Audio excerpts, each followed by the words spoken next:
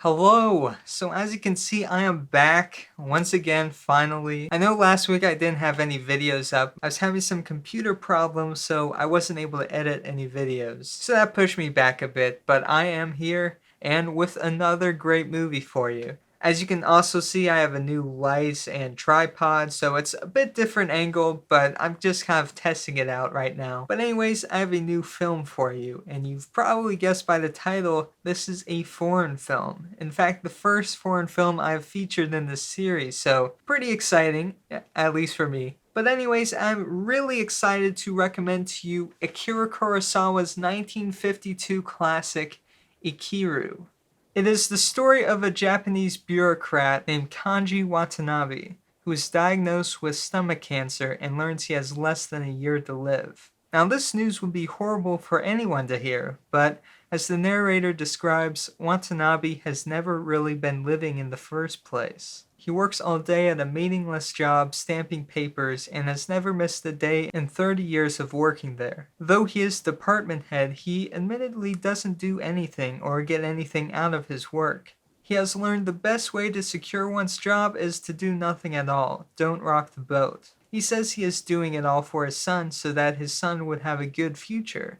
But after overhearing his son and daughter-in-law talk about him, he realizes just how much he has alienated himself from them in doing so. So Watanabe realizes all of his work has been for nothing, and so he stops working altogether and tries to get some enjoyment out of his life. He meets a writer who tells Watanabe to live it up and spend all his money on having fun. After all, he has been working his whole life for this, but Watanabe does not really find fulfillment in this. He's happy for a time, but that is all. So then he meets one of the other office workers at the town hall who has recently quit. She has the spirit and love of life that Watanabe sees and latches onto.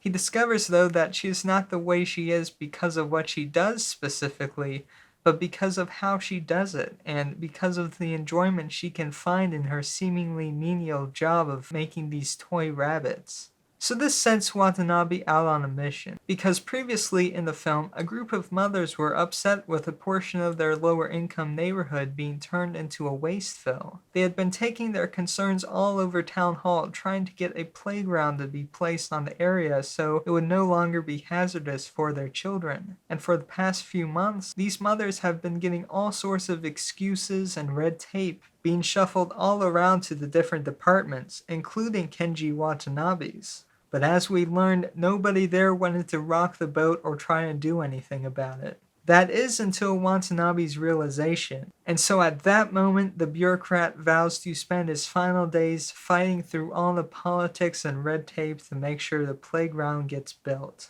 So one of the things I love about Ikiru is just how unconventional it is and how it tells its story. You know, most films with this kind of story would follow the main character, building up a lot of pathos, creating a lot of emotions to connect the audience with the character. And Kurosawa does this too in a sense, but actually in a lot of ways he subverts these sentiments. For instance, instead of revealing the cancer diagnosis to the audience at the same time as it's revealed to the character, Kurosawa begins the film. The very first shot of it is an image of an x-ray of Watanabe's cancerous stomach.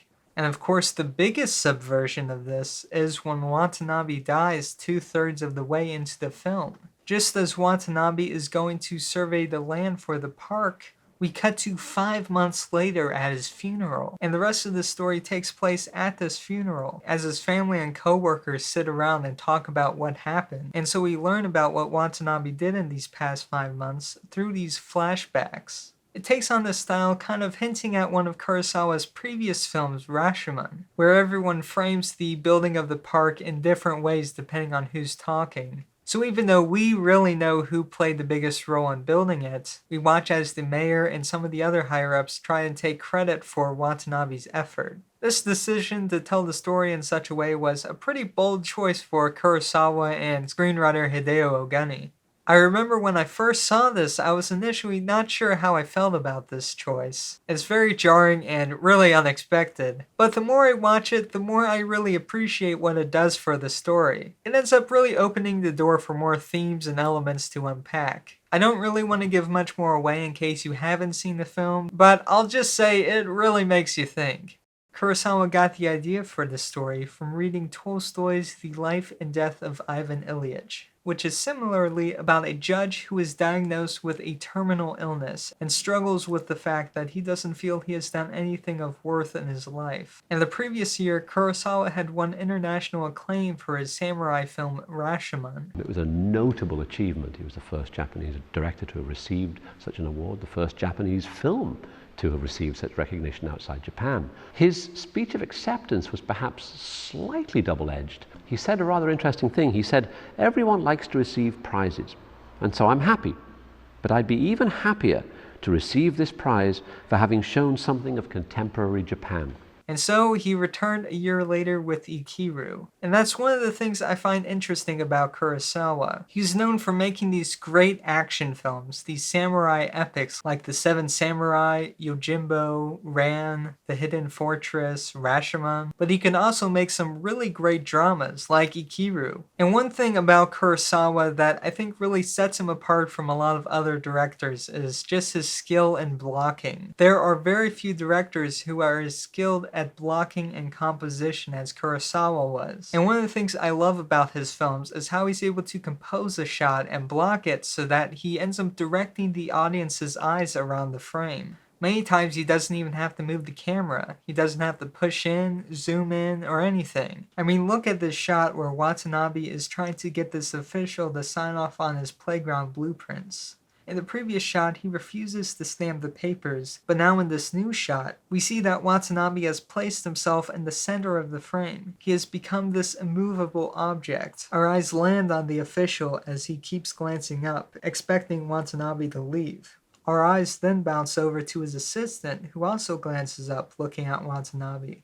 Most directors would likely cover this with a couple of close-ups, highlighting these reactions, and we wouldn't really think much of it. But by making it one unbroken shot, we as an audience sense this tension that the workers feel. As the shot keeps holding on the same angle, we want to move on too. So we also get a better sense of this persistence that Watanabe is showing. Ikiru features many Kurosawa regulars, most notably the star of the film, Takashi Shimura. If you're into Japanese films, you may actually recognize Shimura, as he was famous for being in The Seven Samurai and the original Godzilla film. He was a pretty famous star in Japan back in the day, and he gives a really great performance in this film. He really uses his whole body to give us a sense of his character. Throughout a lot of the film, he doesn't show a lot of movement. He kind of shuffles around. In a sense, he doesn't have a lot of life to him. So it's really no shock to find out that he's been referred to as the mummy by many of his co-workers. But once he really learns how to live, he starts moving again. This is most notably shown in one of the final and really most famous scenes in the whole film. We see Watanabe on the swing at his new playground singing, and we see in his final moments, Kenji Watanabe has finally learned to live.